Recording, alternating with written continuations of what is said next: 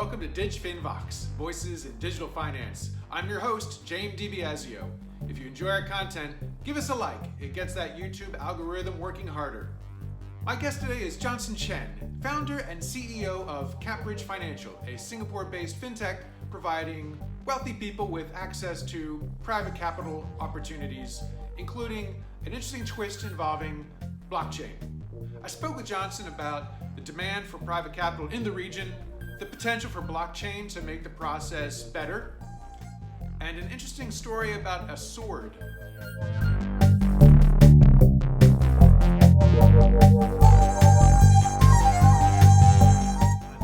Johnson, a great pleasure. Welcome to DigFin VOX. Thanks for having me, Jamie. Great to have you. So, you've got this very interesting business in Singapore that you've been running for about 6, now going on 7 years. How has CapBridge changed? Has it been the same in terms of, maybe just tell us about this focus that you do on private capital and give me a sense of the evolution of CapBridge. Sure. Thanks again. So at the CapBridge Financial, our focus is really on the private market side.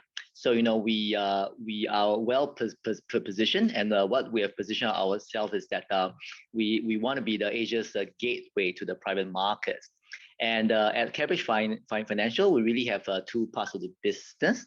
The first part of the business is CapBridge, which is basically a global digital syndication platform. So our tagline there is invest like the top 1%. So what happens is that and anyone can come onto our platform, clear our KYC, which is fully automated and all, and then be able to view the deals. And we basically have 4 key categories. The first one is wholesale corporate bonds. So in the past, you have to be a ultra high net worth individuals, and the minimum ticket size is about 200K. So now what we do is that we break it down into much smaller chunks, so you can come in for say 5,000. So that's our first product. The second product is the unicorns. So very similarly, these asset class has been only traditionally available to the VCs and all. So we can come in, we work with asset managers, we can create a feeder funds and all, and access to unlisted billion-dollar valuation companies. Precisely, and I think this is a emerging trend, right? I mean, most people now are looking for 18 months to 2-year hold. They are quite keen on these asset class. So what we do is that we make them available now for much smaller ticket sizes, so people can come in for say 100K and you participate. So we did Grab, Gojek, and the Kraken and things like that. So that's our second product category. The third one is funds. So I think PE funds, like an asset class, is something the family offices and the sovereign wealth fund have a good access to. So again, very similar. We work with fund managers and other platforms to make available these PE funds, right? So PE funds, as you know, as an asset class in Asia, probably it's kind of underrepresented. I've seen some numbers out in the US and all. People are putting between 5 to 35% in the PE space, whereas here, we're not even there yet. So yeah, very similar playbook. What would be a large family office or a local institution on average, if they're from Asia? How much do they allocate to private equity? I think right now, I would probably make a guess between 5 to 10%. I think this is growing. I think a lot of the private banks and EAMs, the external wealth managers, are pushing this out. I think there's a lot of platforms now. They are actually making available this asset class. So if you look at the historicals, and I see the whole industry is actually polarizing now, right? So you have the very big very successful PE funds. We have a lot of clout, and you have the very small niche ones. And I think the access to this, very big names such as KKR, Blackstone, the Color Group, I think those are ones that will require you to come in with pretty big ticket sizes, and are quite limited. So what we're doing is, like as we said, invest like a top 1%, and we're providing the access here. Yeah. Okay. And I've got a few questions, but let's get your final product. Yeah, the final product is in the real estate space. So I think there's a lot of asset owners here, family officers, wealthy individual who has assets in the real estate space. And I think through our platform, we can kind of help to actually recycle some of the capital. And we really do this in a very integrated way. And we have this strategy which we call FIT, F-I-T. So F meaning fractionalization. So we break it down into smaller chunks. I meaning interconnectivity. So with our second part of the business, which I will go to next, we can actually extend this out and link up to kind of build out the liquidity pool, which is going to be critical. And T meaning for tradability. So the idea here is that with the emerging technologies, with DLTs and all, there would be an opportunity for selected instruments to be made tradable on a platform. And I think that's kind of a bridge link to the second part of the business, which is one exchange. Yeah. So you may know. Yeah. So I'm very interested in that. Obviously, that's a very interesting part of the CapBridge offer. But before we get into that, I just want to ask a little bit about the what draws Asian clients to CapBridge in terms of just, I guess, their asset allocation. So you mentioned that you talked about in the private equity space, you talked about big names like, from the US, like KKR or Carlyle. But in your unicorn offer, you were mentioning companies like Grab and GoTo and other big Asian tech names. So where is it that your clientele are looking at? I'm assuming that your clientele are Asian-based family offices or wealth managers. Are they looking for global exposure, a lot into the US, or are you trying to feed them Asia-based opportunities? So that's a great question. I think the world is getting obviously more interconnected, and with all this digital finance and fintech and all, right? It is kind of evolving, and I don't think it's going to end up with a one size fits all. So I think a lot of the asset managers, they want resolution now. I mean, there will be products that gives you a broad overall exposure, but for the more sophisticated clients, they will probably want to target and kind of create their own profile. So we have this thing called the master model portfolio on what is the classical way of asset allocation between bonds and equity and the PE / alternatives, right? So I think this is a space which is really growing. I think there needs to be product that we see the opportunities to create all these slices of products, and I think the industry will probably evolve towards higher and higher resolution on what kind of exposure you can kind of mix up and assemble.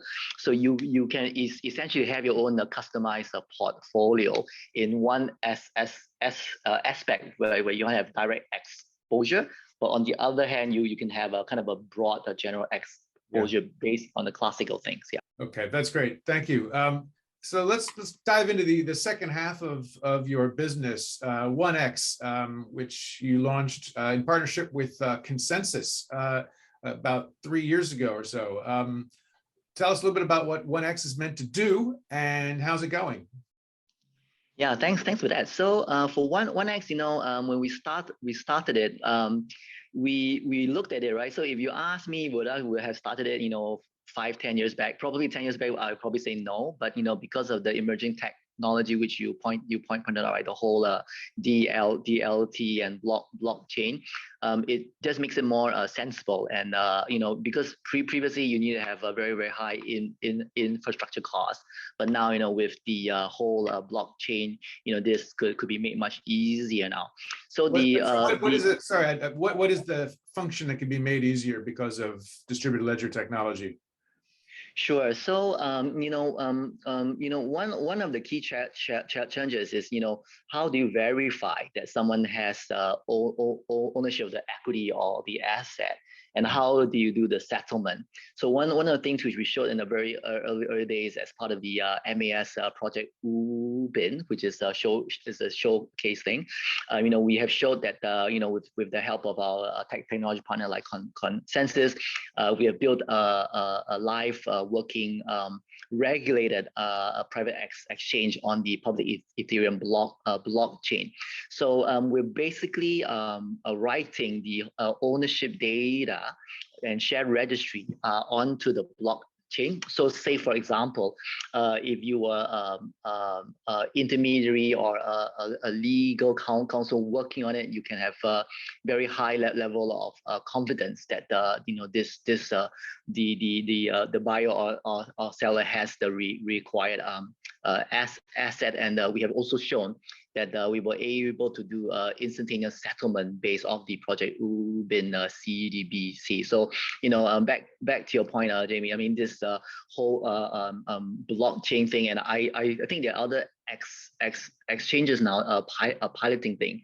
It's really a centralized data, not say centralized database, a trustworthy database that the people can write to and people can view from. So all our transactions are all written on the Ethereum chain. And so you use that for the entire business now, for any of the products that you offer, or is it just for specific things? So right now, it still is in infancy. So we have a couple of companies now. So we have about 4 listing now, with more to come. And what we're doing now is that we're specifically using this for the equity side. We are going to be piloting more products, say funds and all. And we are trying other chains, right? I mean, these are all the emerging technologies. I think for us, our main positioning for CapBridge Financial is that we want to make sure that the regulation layer and the legal layer is there, and we will bring in the best in class tech. So as per now, the best in class and the most proven technology is the Ethereum chain. But you just never know what else is on the horizon nowadays. Yeah. What is it an issue though around this provenance of who owns the equities? I mean, I thought there was, if you work through a private equity firm or someone like that, then it should be, I guess you're trusting that firm that they actually have ownership, but they are also regulated and have track records. So what was the problem that you thought existed or find existed, or that you're trying to solve with the blockchain piece? So I think the provenance issue for the private market is not such big an issue, especially if you're dealing with regulator. I mean, yes, I mean, if you're dealing with some of the smaller fund managers and all, I mean, those are different things. Or, you're dealing with real as different asset classes. I think that will come into play.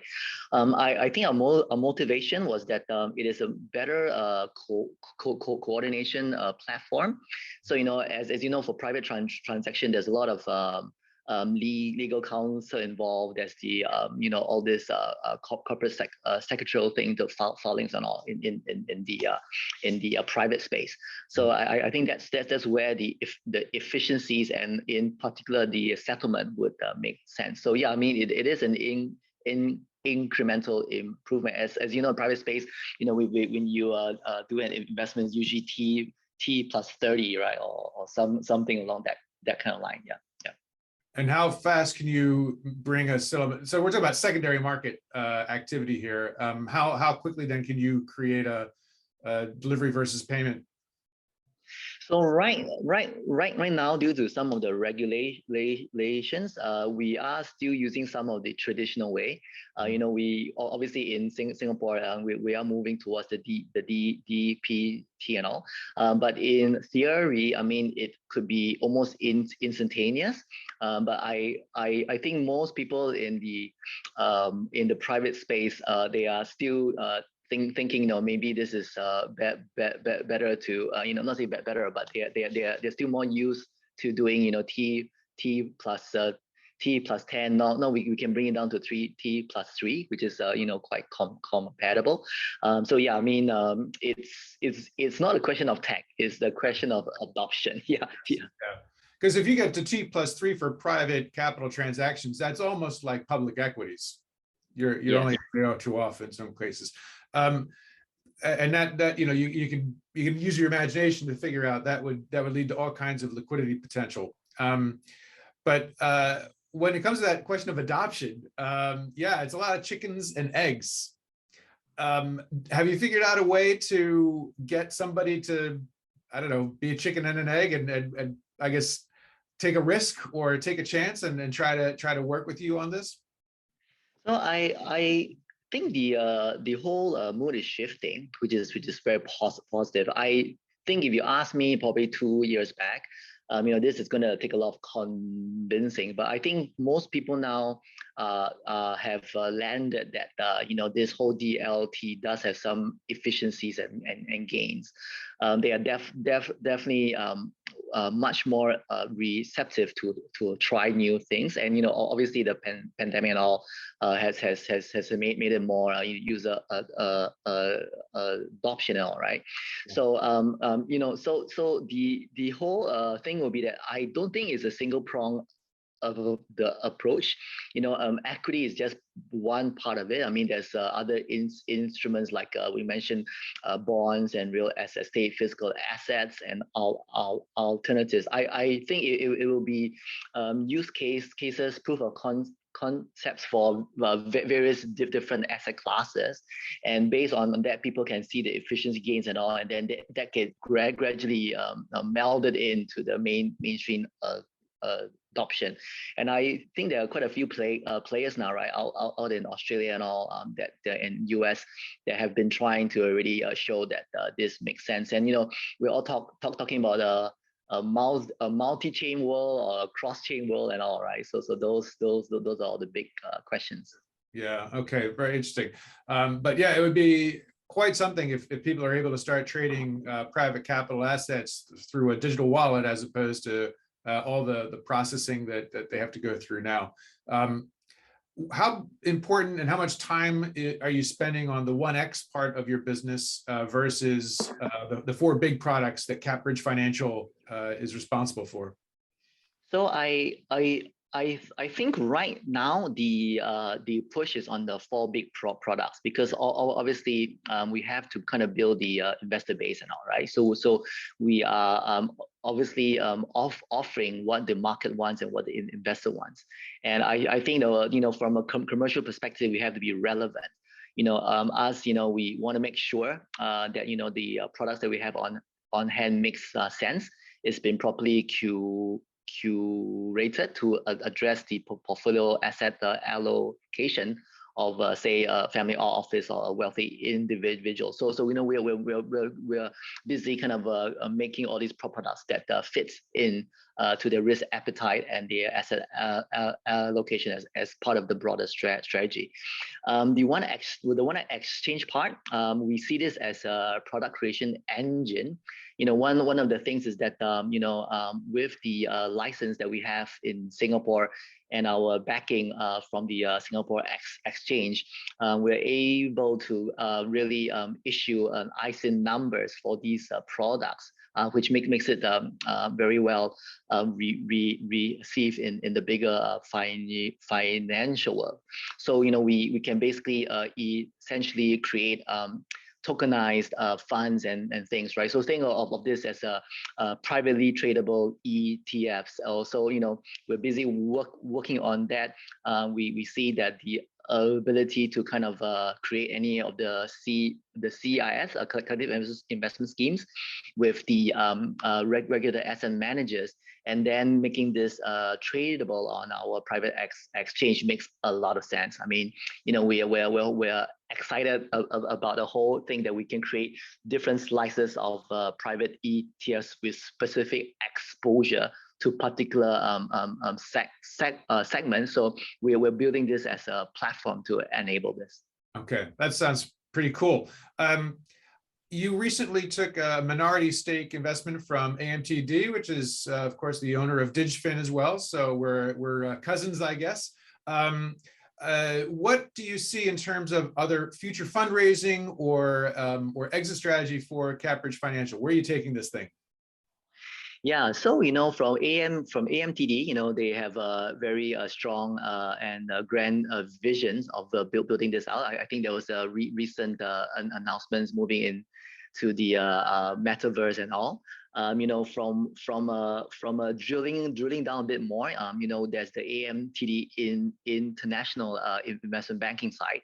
They have a very strong desk in the bonds issuance. They have a investment banking arm taking companies public. For us, we focus on the private side, and we really see the merging of the public side and the private side, right? So I think having this kind of an integrated, you can do a pre-IPO round on CapBridge, and we can kind of hand off to related synergistic partners. I mean, obviously it's subject to governance and all. That there is a very nice kind of end-to-end flow, and I think the world will come towards sharing and open partnership. So for us, we are designed as an open architecture. You may have read that we have various master distribution agreements with the financial institutions such as the private banks and all.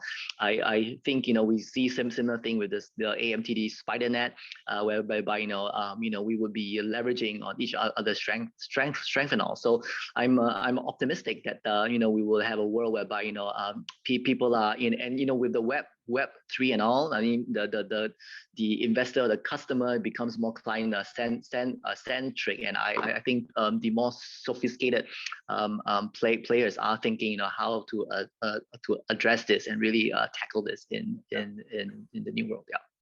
So I just want to wrap up with something a little more on the personal side, Johnson. Thanks for your time. So I looked at your bio on the CapBridge website, and obviously you've launched and listed companies. You've done you've got a pretty storied career. But my favorite part is that based on your military service, you were awarded by the President of Singapore the Sword of Honor. So I want to know, do you actually have a sword? And do you ever use it? So short answer is yes. It's a ceremonial sword. We use it on the. I remember when I was a cadet. We have to dress up in our the ceremonials. Also, they call it the number one, the uniform, and it's mainly a ceremonial.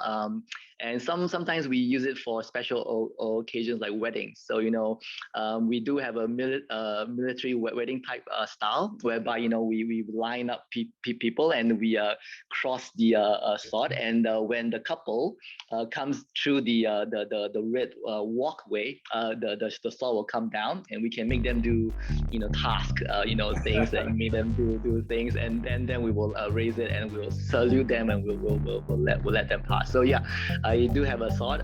It has the logo and everything, and I keep it in my house. Yeah. Great. Okay. Well, then, sounds like a lot of fun, and congratulations on the sword. And look forward to keeping pace with CapBridge and 1X as we go into the Year of the Tiger. And so, Happy New Year, by the way. We're recording this right after the holidays, so Gong Xi Fa Cai, Gong Hei Fa Choi. And best wishes for the coming year. Johnson, thank you so much for your time today. Thank you again. Thanks for having me, and to all your readers. Gong Xi Fa Cai too.